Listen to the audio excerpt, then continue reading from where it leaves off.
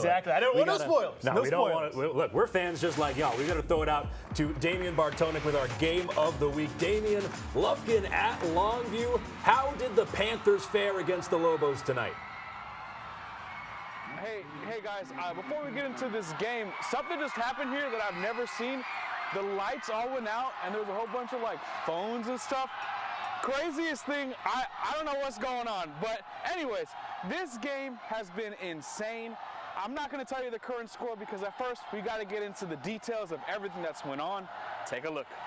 There's no love lost between Longview and Lufkin, and right out of the gate, this one was intense and started out as a disaster for the Lobos. The Panthers are up 7-0 at this point, and Johnny Hamilton throws this one right behind his man for the pick. Lufkin looks to capitalize, and they do. Kenny Waters, looking like Ricky Waters, the smooth operator, glides into the end zone for the score. 14-0 early in this one for Lufkin. But the Lobos have life. Hamilton hands it off to Mason Washington, and rumble, young man, rumble. Right to the crib. Lobos inch closer at 14-7 in the first quarter. And the momentum, it just rolled, baby. Halfback power, you see both guards pull, and Mason Washington finds pay dirt again, tying this one up at 14 in the second quarter. And after the Lobos force a punt, Longview is now in the 2-minute, right before half, and Jaden Washington works the seam, makes the Panthers pay. Big-time tutty, puts the Lobos up after what was a disastrous start of 2 turnovers. All right, y'all ready? I got to tell you, right now, Longview is up 28-14, 3 minutes left in the fourth quarter. Right now, it's 2nd and 5 on the 8-yard line. They can put up some more points in this one. I mentioned in the highlight read there that, look, the momentum just kept rolling, and clearly it kept rolling. And right now, he's about to score again. Longview just scored right now. So 34-14, Longview is up. Fellas, it's been a game. It's been a game. I'm going to send it back to y'all in studio, but wow.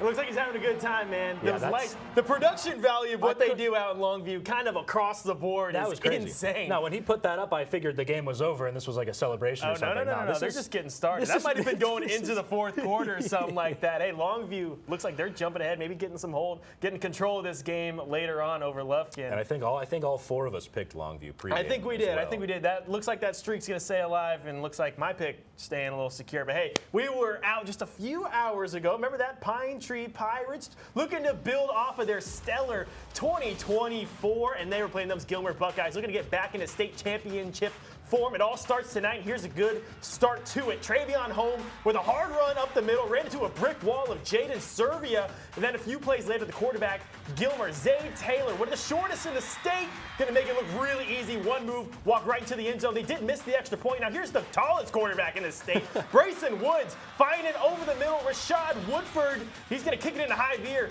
Look at the hair go. He's going to get dragged into the end zone. They made their extra point, though, so it's 6-7 on the scoreboard. Gilmer was quick to respond, though. Taylor fakes the handoff, rolls off to his right, and he's going to find his man in the end zone. Easy 6 for Gilmer. Desmond Williams, the junior, grabs the first tutty of the season for himself. They actually missed the extra point there. Let's see the score from that one. Gilmer taking a little more hold of that over the Pine Tree. The district rival, 34-17, currently leading it. Yeah, and it sounds like the Pine Tree Pirates might have just put up another touchdown, so it's 34-23 now, fighting back a little bit, a little fourth quarter On comeback. back at the end, all right. Yeah, I don't know if they got a lot of time there, but we got a battle of the Bulldogs here. Kilgore and Carthage's team captains meet at midfield to shake hands, exchange pleasantries. Opening drive, and Carthage at midfield goes for it on 4th and 8. Quarterback Jet Surratt passes to KJ Edwards, and the pass is complete, but they come up just short, and that's a turnover on downs. Here we go. Quarterback Kason Brooks for Kilgore takes the snap takes the screen to Rashawn Williams, who does some dazzling, shocking, and driving movements from sideline to sideline. No, he refuses to go down. 20-plus yards on the first down, and he's fired up about it. The fans are fired up about it. A few plays later, Brooks hands it off to Isaiah Waters, who powers his way for a first down, carrying the Carthage defenders down to the 2-yard line. Talk about refusing to go down. Cheerleaders are into it, obviously. A few plays later, it's Williams once again getting the handoff and taking it for the tutty. The extra point would be good. The score, Kilgore 7, Carthage nothing. And y'all remember, Kilgore won this matchup last year as well. All right, late in the second quarter, Carthage going for it on 4th down again. Surratt hits Kason Burchett for a first down deep in Kilgore territory, but they miss a field goal, and the score at the half is 7-0 Kilgore over Carthage. Here we go again, folks. Let's check it out. And okay, there you Looks go. like they got their get back a little bit. Yeah, Carthage figured it out in the second half. It seems like they're up 21-10 in the fourth, but excited to see, maybe Kilgore can claw back. We don't know how much time is left. Hey, we got a sneak peek at this next one, though. I wish I did it. Let's get to the Rose City, where Tyler High hosted Marshall at Rose Stadium. Big-time game for Marshall last year. Deji Montgomery with the pass to quarterback Alton Henderson manages to punch through. Mavericks first on the board. Then a little bit later on, Mavericks again with the ball. And then ball's going to be on the ground. Fumble. What is this? Tyler Braden Ford. He puts it up, and he's going to take it all the way to the end zone. Tyler ties it up 7-7. Here's Alton Henderson with the snap, breaking away from a friendly hug from Braylon Ford. Shakes it, loses his head, shakes it down the sidelines. He's going to get eventually pushed out of bounds there. No worries, though, because Henderson again with another push towards the end zone. Lions gearing up for another, or Mavericks gearing up for another touchdown. Then it's going to be the Lions back with the ball after it. Caden Granberry, the quarterback, launches one down the field to Davion Searles. And that's a catch. The crowd roars. Granberry again. Kadarius McMillan, the 4-star, gets some space, and that'll make his way into the touchdown. All tied up after the first quarter. Let me see the score. This one, Tyler High over Marshall right now. Still some time left in that ball game. None of us saw that coming except for Jesus Martinez, who picked Marshall ahead of this game. Shout out Jesus. Shout out Cujo. All right, over in Chapel Hill, we had another battle of the Bulldogs, and here the home team dominated. Second quarter, Malik G finds DeMarcion Blaylock in the back of the end zone. How about the senior tiptoeing to stay in for 6? Chapel Hill already up at this point, 14-0.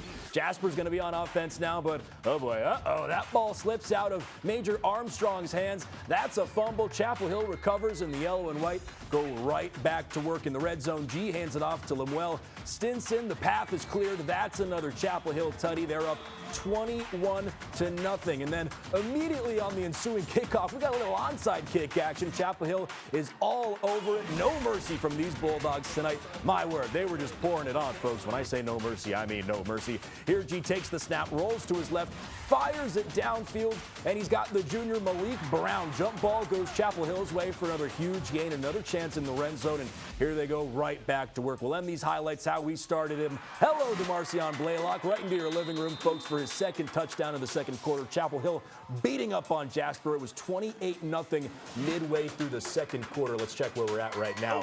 That sounds about right. Chapel Hill complete the job. They take care of business. They take down Jasper 49-7. Hey man, they played a lot better than they look. Those orange jerseys, or those yellow jerseys, are a big choice. Yeah, they're bold. They're bold. Yeah, that's okay. That's all right. All right, well, that's all all right. right. We got to take a quick break here and check in on some of our late news headlines. So here's Ayanna Aird. The man at the center of an Upshur County manhunt was found overnight. In a press conference earlier today, authorities said he died of a self-inflicted gunshot wound. Lucas Stevenson was located at a home in Smith County where he barricaded himself for hours and refused to come out. The incident began early Thursday morning during a traffic stop. Deputies say Stevenson, who had active felony warrants, fled his vehicle, carjacking another driver's vehicle and leading authorities into Upshur County. The sheriff's office says while he was on the run, Stevenson broke into several homes, stole firearms and UTVs, and even killed a homeowner's dog. It's a great group effort between them and all the federal entities, the state entities. It's probably the best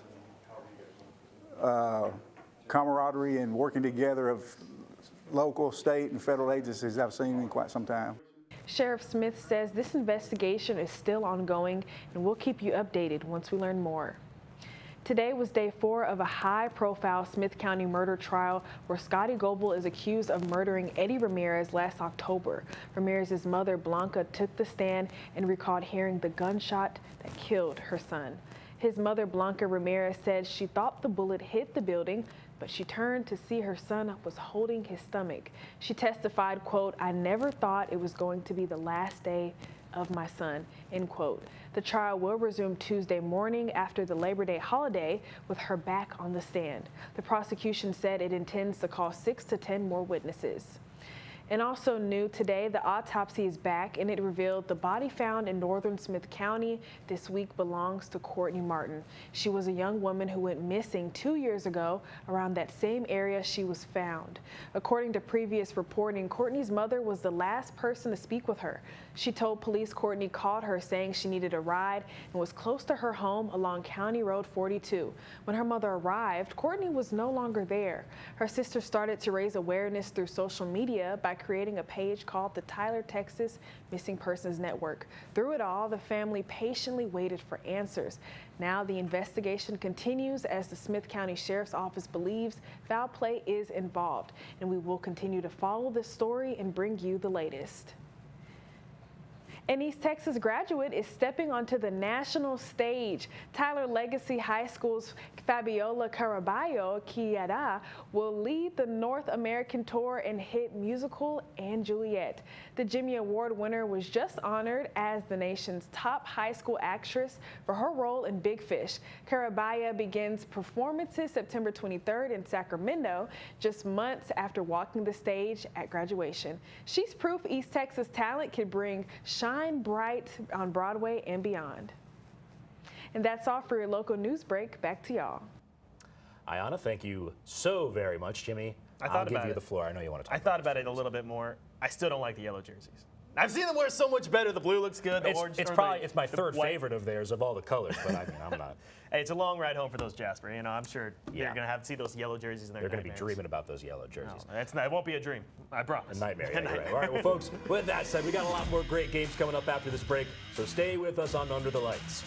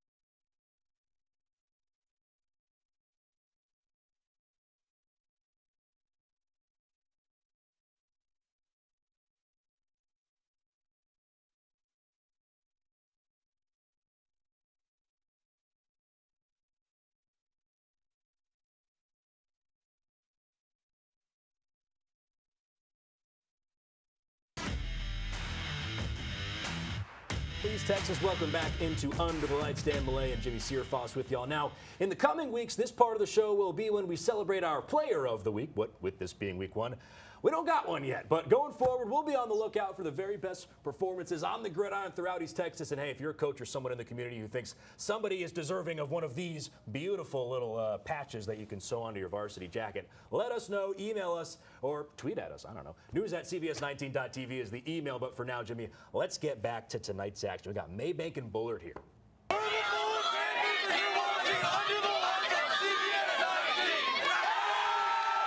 Oh, yeah, you are. Heard it there first. Bullard hosting Maybank tonight, a battle of the Panthers. Bullard, Cole Johnson catching the kick from Maybank. Look at that zig-zag around the Panther. He's going to end up going from one end of the field all the way around to the other side of the field. Evan Yuli out of bounds. Eventually. Oh, my goodness. That's pretty bad. Hey, week one for everybody here. Set up Bullard nicely, though, for the touchdown. Luke Stiegel with the side jog into the end zone. Maybank with the ball. Now, I'm still not over that. Quarterback Jackson Copeland with the pass to Jaden Thompson. He's going to push himself into the end zone for another touchdown. Maybank's going to go for the two-point conversion. Check that out. It's good.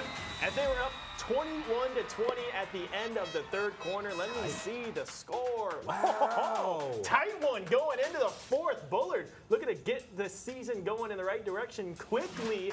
They're up 29-28 over Maybank. Two Panthers going at it. That'd be a big win for Bullard. Now, we're going to take it home to the original hamburger, Athens, Texas, where the Henderson Lions are taking on the Hornets at Bruce Field. I've been to Bruce Field. It's beautiful. Still good. Starting off in the first quarter, Justin Starling will get the handoff. He's going to cut up the field, make a man miss, and spin off another defender, still on his feet, eventually getting brought down after the gain. Starling again, this time getting the direct snap. He'll work his way to the right, find his way into the end zone for a Lions touchdown. Lions with some tough ground and pound on the opening drive. Hell, they're up 7-0. Now after a muffed kickoff, Athens gets the ball back deep in Hornet territory. What do? Just keep feeding it to Starling. This time he dives in to put the Lions up by 2 tutties, both from Starling. Hornets first drive on offense now. Julius Brewer gets the handoff, and he's got a huge hole up the middle.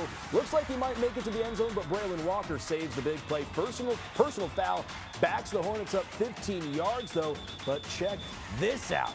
Check this out. Here we go. David Richardson with the play action. Looks like he's going to throw it, but takes it himself. Sheds one tackle, nearly bumps into his own teammate, but he'll take it all the way into the end zone to answer back. 3 drives, 3 touchdowns. You like that? Athens would miss the extra point, though. Let's check out where things are at right. Another close game. My word, look at that. Henderson just, wow, hanging on to a 42-41 lead. Man, week one. What more? Hey, what more could you want? About it? This is what you want to see. It's going to be a good year. In Athens, those are some jerseys. Okay. Are those all maroon? Nice That's a helmets, good too. look, Yeah. man. Hey, just take it out to New Diana, where the game was tied in the first quarter at 8. Wouldn't take long, though, for that to change. Mount Vernon's ball. Kate George hands it off to Dawson Witherspoon. Gets through the hole. He's going to go ahead and go all the way. We're going to have to back up a lot of jerseys, make it 16-8. Next offensive play, just a little later on, New Diana quarterback says, not so fast. Breaks the tackle, breaks the arm tackle, and he's going to go for a touchdown himself. Look at the hair flowing in the wind from the big number 0, Dawson Witherspoon. Camera guy missed the ball crossing the goal line. He fought us. No, this one. This is the one. Here we go. He sneezed! Our camera guy sneezed! We missed it, but he scored a touchdown, I promise. That one ends up scoring himself. Later on in the game, dishes one out in the flat, and he's got a lot of green ahead of him. He's going to shake off a few defenders. Says, excuse me, pardon me. Looks like he might have stepped out of bounds, though. Later on the goal line, another handoff. This one makes it look real easy. Real easy. Mount Vernon scoring a few more times on New Diana, who was a powerhouse last year. Let's see that score. All right, wow. Mount Vernon. Okay, we might see some shifting going on in that classification because New Diana was a state title contender last year. They were new head coach, the Kerry Lane era in New Diana now, so, you know. It's week one. It's week one. You know, it's hard to predict a lot of things later on, but New Diana, not the start you wanted. No, but now let's go over to Bulldog Stadium, another Bulldog Stadium, where the Eustis Dogs are squaring up against the White Oak Roughnecks. Those are some nice helmets, Jimmy. I like both of those helmets. Oh, yeah. Fourth quarter, here we go. Fourth quarter, Tucker Ludlow gets the snap and passes to Angel Mejia. He's got some room to run. Look at him go. He's going to shed a tackle, try to juke another defender, but gets brought down just shy of the end zone. Same drive, third down now. Cameron Vale gets the handoff inside the 5, but he runs into a wall. A big hit by Angel Jackson to deny the touchdown. Next, have to settle for a field goal. Eustis ball after the field goal. Sophomore Preston Sy gets the handoff, bumps around the outside, hits the corner, turns on the speed, eventually brought down on the other side of the 50. We're in garbage time, though. The Roughnecks, they would get a big win in, oh my word, they would get a big win in Eustis. Let's check it out. Yep, there you go. Well, hey, we were talking, I went to White Oak, earlier this summer. They had a great season last year under Coach Ludlow, new Coach Ludlow, and it looks like they're carrying that momentum here into 2025. Yeah, that's the start you want. That is the start you want, no doubt about that. I'm not, a big math guy, but 58, to 7. It's definitely more than 7. At least a few We'll have to points. double check on At least a few that. points of a win. While we double check on that, though, here's a look at y'all's weekend weather forecast with Chief Meteorologist Brett Anthony.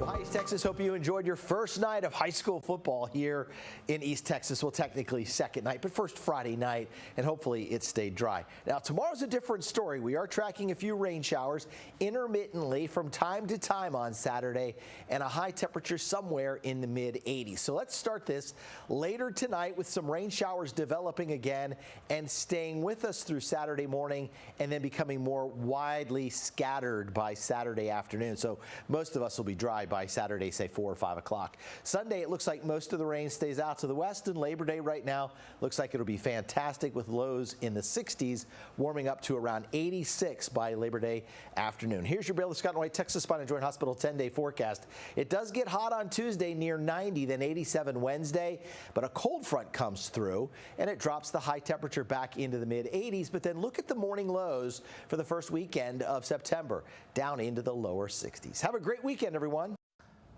Lower 60s, mid-80s, that's what I like to see. Sounds fantastic. Let's keep it that way. Fantastic. And we're going to keep it, well, y'all better keep it right here on CBS 19, because Under the Lights is back after this.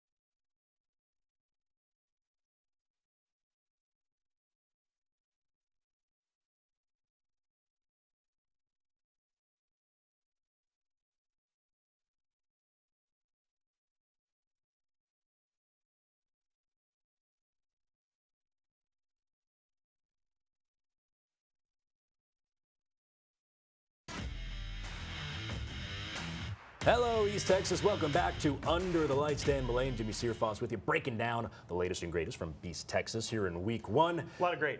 A lot of great. A lot of greatest. A lot of greatest. Everything's the latest, and it's really all the greatest. So I don't know what you could possibly want. But with that said, we got to take a look at the Fab 15.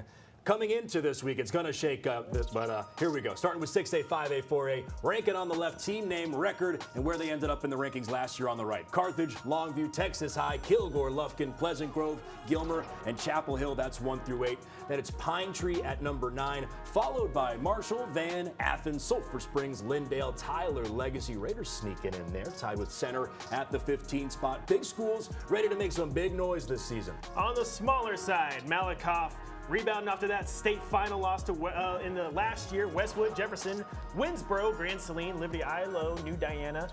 That might see some shaking up after what we just saw. Beckville in the top 8. Rounding us out is Wascom, who lost this week. Honey Grove, Lovelady, Garrison, DeKalb, Dangerfield, and Troop. This will see some major shaking up here in a minute. But you know what? I think Carthage is going to stick right in that same spot. I think I would have to agree with and you. I'd imagine they aren't going to move much this entire season. Because if they run through Kilgore like they're running through everyone else, oh my goodness. I mean, what a test for week 1 Kilgore is. And like you said, to put on that performance, my word. And they lost last year, and then they ended up winning the state championship. If they can go through these guys, I don't see anybody. That was so weird losing last year. Let's just not do that again. Yeah, no, what squad they got? Yeah. All right, we got to throw it to Pittsburgh at Liberty Iowa. We're in the third quarter here. Pittsburgh up. Well, Pittsburgh's number 6, Lane Hall, tosses the ball to number 7, who picks up some good yardage on that play, dancing around the defenders. Man, you just can't take him down. My word, that's not good yardage. That's great yardage, folks. Hello, he says. That's a first down. A few plays later, the Hall pushes through the goal line for a tutty. 26-14 Pittsburgh. We're in the third quarter. Quick reminder, there's the scoreboard for proof. We wouldn't lie to y'all. We wouldn't lie to y'all. On the Liberty Iowa's next possession, the Leopards fumble the ball. It's picked up by Pittsburgh. Everything going Pittsburgh's way. Everything going Pittsburgh's way. Pittsburgh takes the ball in for the touchdown at the beginning of the fourth quarter. Now, y'all, rinse and repeat. We promise these are all new highlights. They just kept on scoring. And there you go. They win this one 33-20 over Liberty Iowa. Liberty Iowa was another team that had a really great season last year. That's surprising. Yeah, I'm surprised right now. Pittsburgh up big. Mac Miller would be proud. Mac Miller would be proud. That's a good point. Hey, take me out to Harmony at Hooks. It's the first quarter. Hooks coming out here. Okay, those are some good uniforms. Yes. QB number 11, Ripken Birdwell passes the ball to number 18 for a solid pickup there. Later on, Birdwell makes another long one. Check this one out. Over the middle of the field. This guy's going to take this one just shy of the goal line before he's dragged out of bounds, and the jersey shows it. This one on by a thread. This one's going to get handed off for a short gain. Just a few plays later, Birdwell passes it into the end zone. High point in that one. Number 5, amped up for that one. One of the first touchdowns of the season. 7-0. Hooks early on in this one. Harmony not even going to score a point in their opening game of 2025. You're going to have to wait a little bit longer for those first points of the season. Hooks 35-0 over Harmony. Not scoring, it's a bold strategy, Jimmy. We'll see if it not a pays lot off. of people win that way. You know, historically not. They say defense wins championships, but you have to score points as well and play defense. Yeah, we're so excited. We'll take you to one more break. We'll show you all the final scores when we come back on Under the Lights.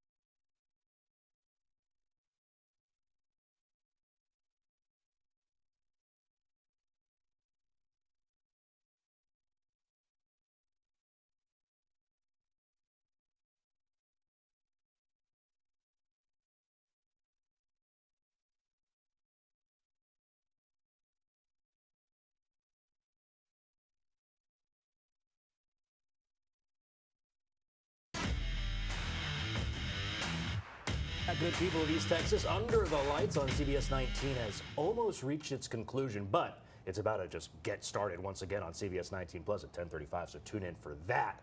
But, Jimmy, we've talked about so many tremendous games tonight. We got to check out these final scores because I'm sure it's hard for y'all to keep track at home. It's hard for us to keep track. Gilmer beats Pine Tree 41-25. Longview downs Lufkin 41-16. Carthage beats Kilgore 21-10. Chapel Hill beats Jasper 49-7. Wow, wow, time. Oh my goodness, Marshall came back. Marshall came back. Whoa. 43-42. Man, oh my word, I wish I was there. Jefferson beats Leonard 56-12. Spring Hill beats Sabine 38-13. And Athens sneaks by Henderson 49, or no, they're still in the fourth, but it's 49-42. Talk about heartbreak over at Tyler Rose Stadium. Ouch. Then Mount Vernon over New Diana 55-29. Pittsburgh over Liberty Ilo 33-20.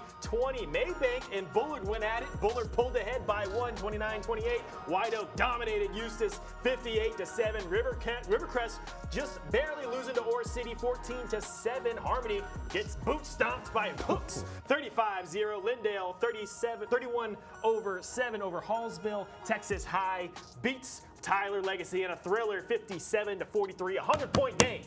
Yeah. Big time football here in East Texas. How about that? Huh? 100 on the dot. 100 on the dot. How about that? Over under, Beautiful. 99.5. Well, folks, as we get close to the end of the show, we got to talk future plans, as in where we'll be next week for the Under the Lights kickoff show, our 6:30 kickoff show. We're going to be heading to Longview, and y'all can catch us for that one. We'll be live at Lobo Stadium. There we go. They're taking on Marshall after they came back and defeated Tyler High. My word. I want to see that game. One of the oldest rivalries in East Texas football right there. Marshall, Longview, going to be a good one. Well, that'll do it for us tonight, folks. Make sure to catch us on CBS19 Plus. Coming up right here, it's on Roku, Amazon Fire, and Apple TV. Stick with us. We'll be right back.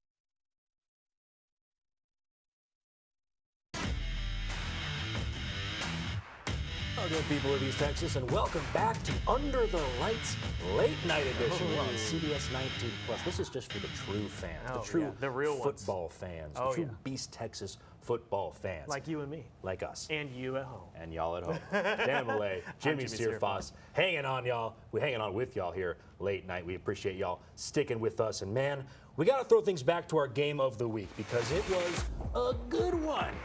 All right, and there's no love lost between Longview and Lufkin. Right out of the gate, y'all, this game was intense.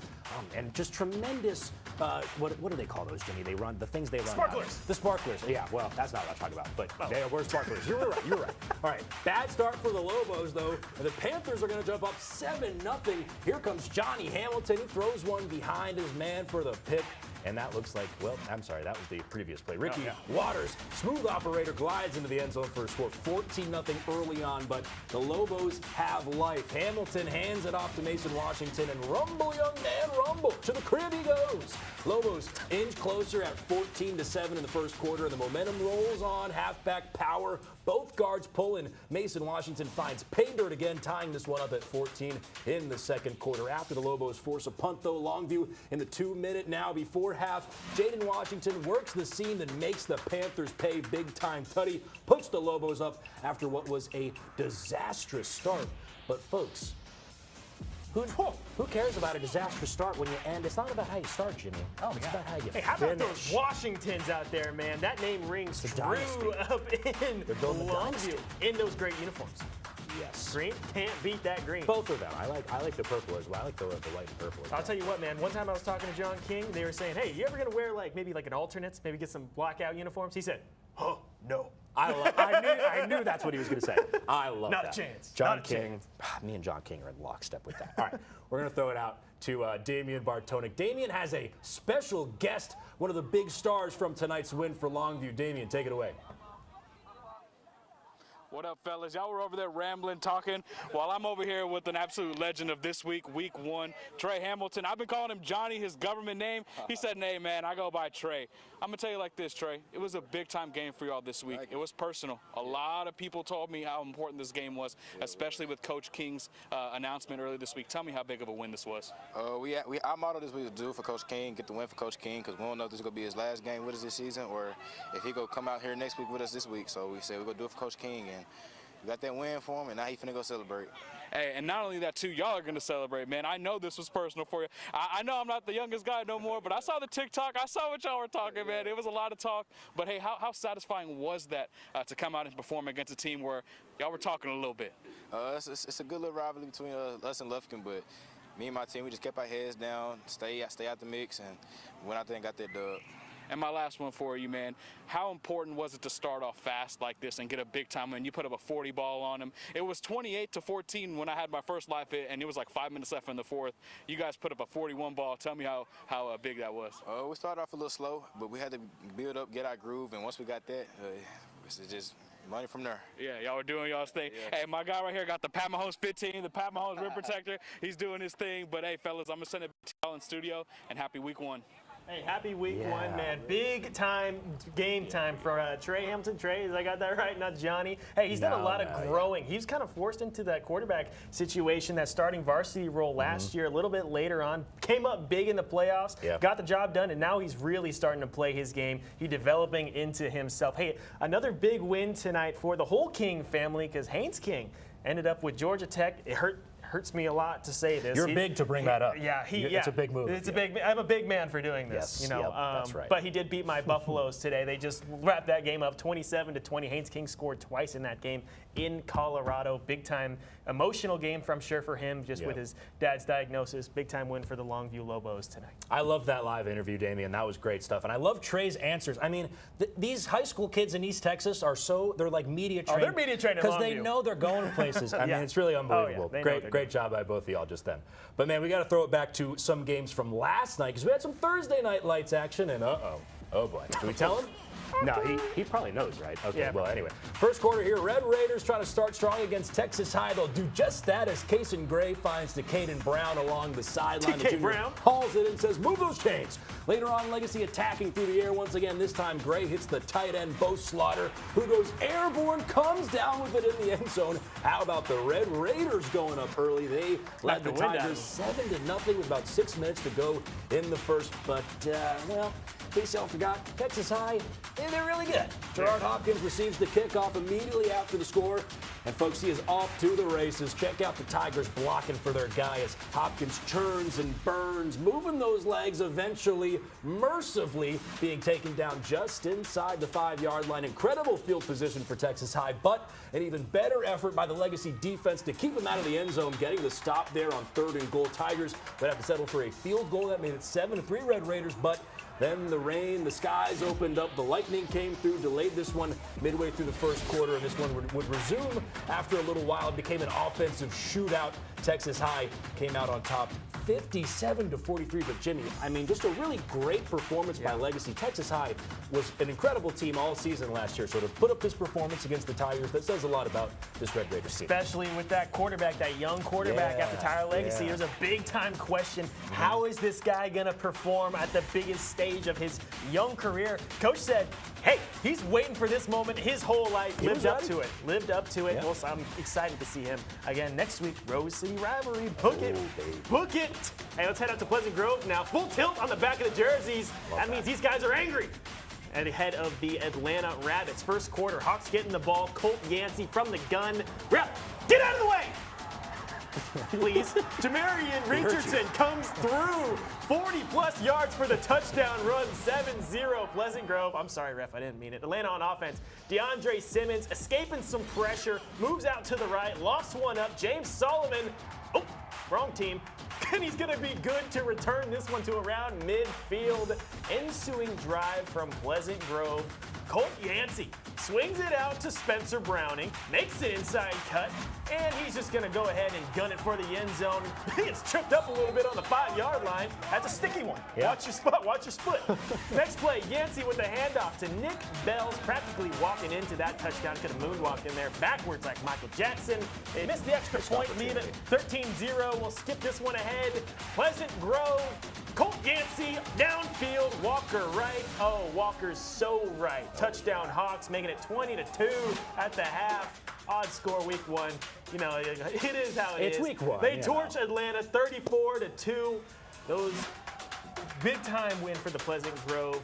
Pleasant Grove, I'm blanking on their name right now. They're the Hawks. They're the Hawks. Yes. Yeah, well, and I said it last night. Hawks tend to eat rabbits in the wild, yes, right? They do. Kind of swoop down. They've got the laser vision and all that kind of good stuff. But Jimmy, we're going to throw it to Lindale at Hallsville, and that was you on the mic last night for Thursday Night Live. For the first time. After what, like a 2.5-hour delay? Yeah, 2.5 hours. We were sitting there in that press box. It was getting stuffy. Oh, boy. Thank God for all the food in there. Well, let's see how it turned out.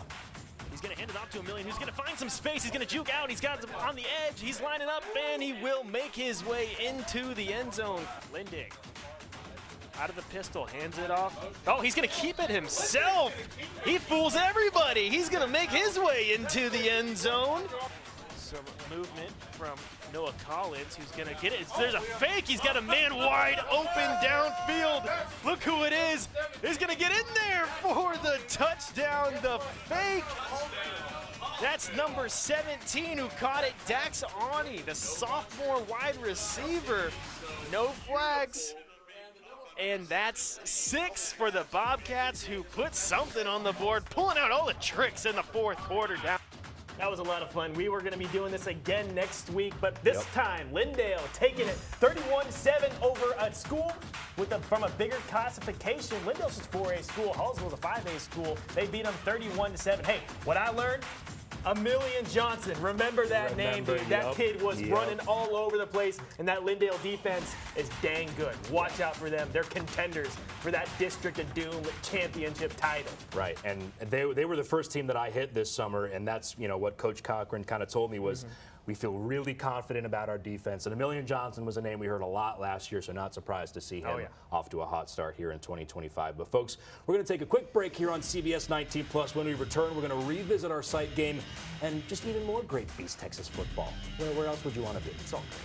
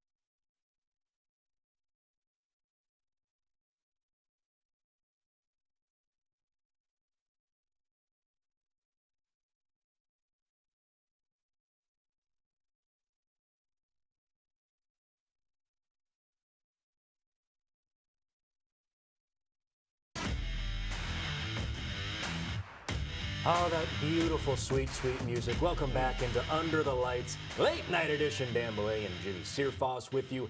Folks, what a tremendous week one of football it's been in East Texas. It's been great, and I'm sad that it's almost over, but it's not quite over. I think we have some games going on tomorrow that I'm going to be heading out to. Sir. I'm sure you're watching on the weekends. Come on now. We're watching on the weekend. Tune in. We know who's not and who is, so be aware.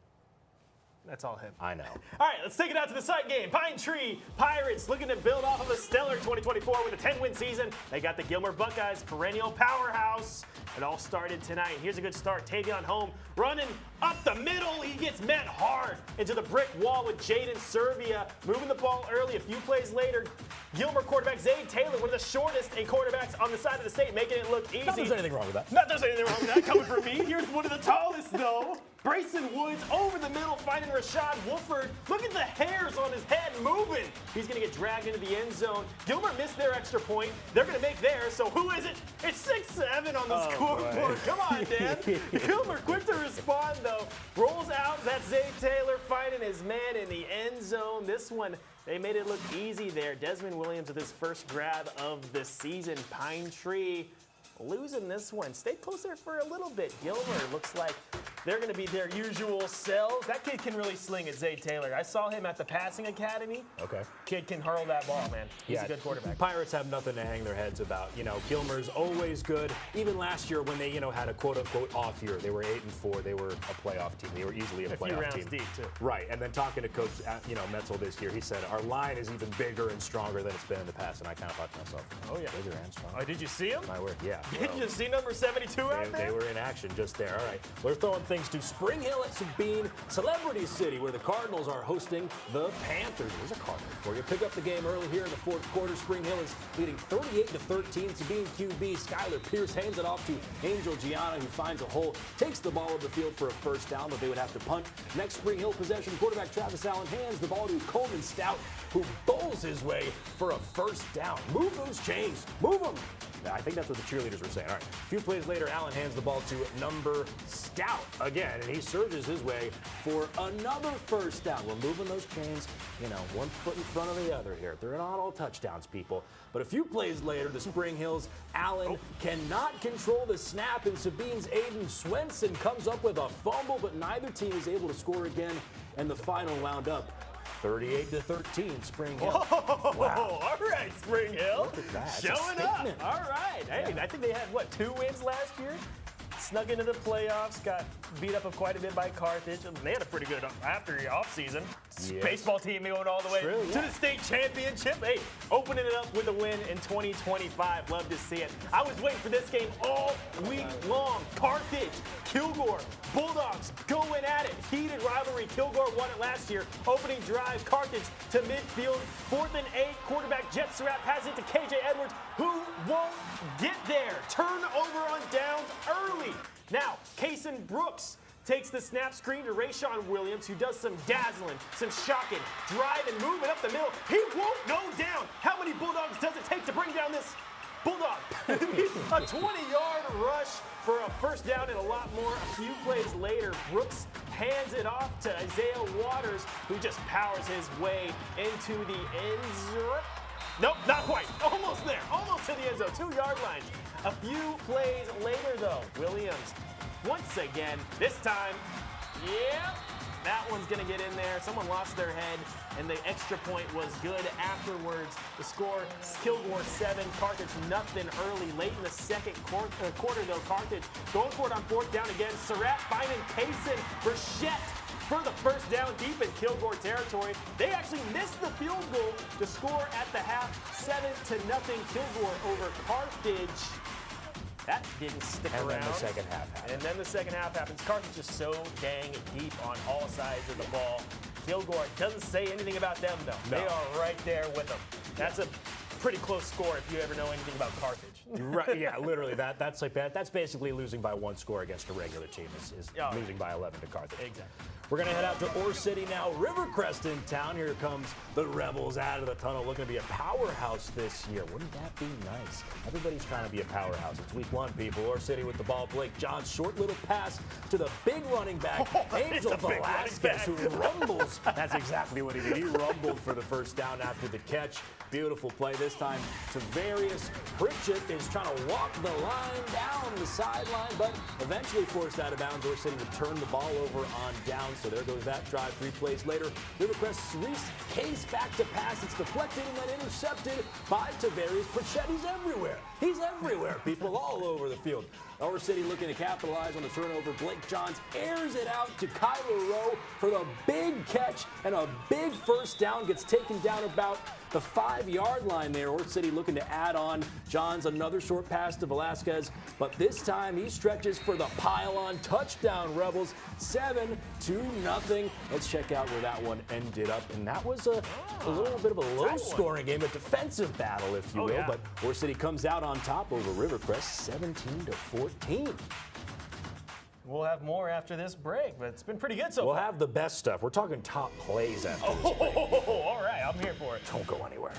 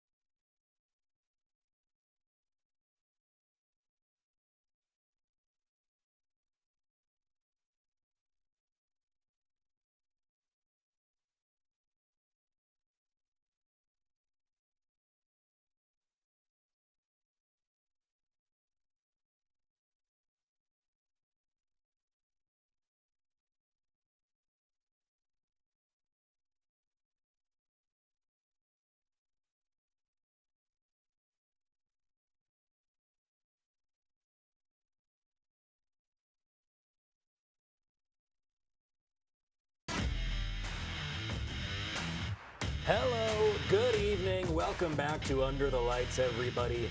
Our time has almost run out, but before we go, we got to leave y'all with the best of the best from week 1. I'm talking top plays, brother. Come on. Tippy top. Tippy top. Come Take me out on to the now. Mavericks. This is why we play, bro. Top plays. Oh, yeah. You're not done. Okay, cool. Yeah, let's go. Oh, yeah. I'm Go, fired up. do it. Come on. Jimmy, tell Tyler me. High, Mavericks with the ball. Well, what about this?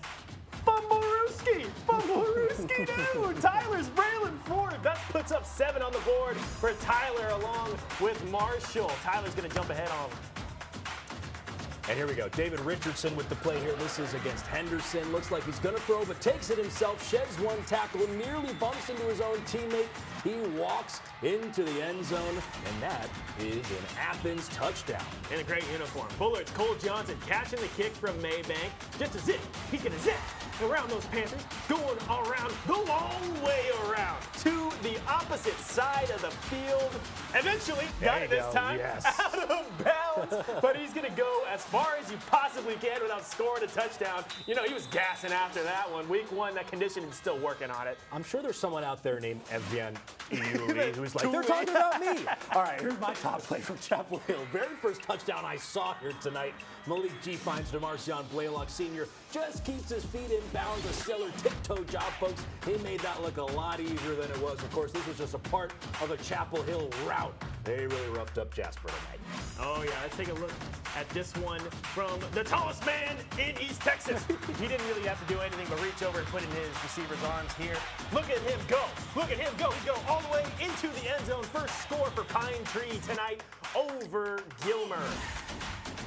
Unfortunately for the Pirates, we talked about it, and we're going to show y'all all the scores here. They were not able to overcome the Buckeyes. No, yeah, that over Gilmer part did not stay. Right.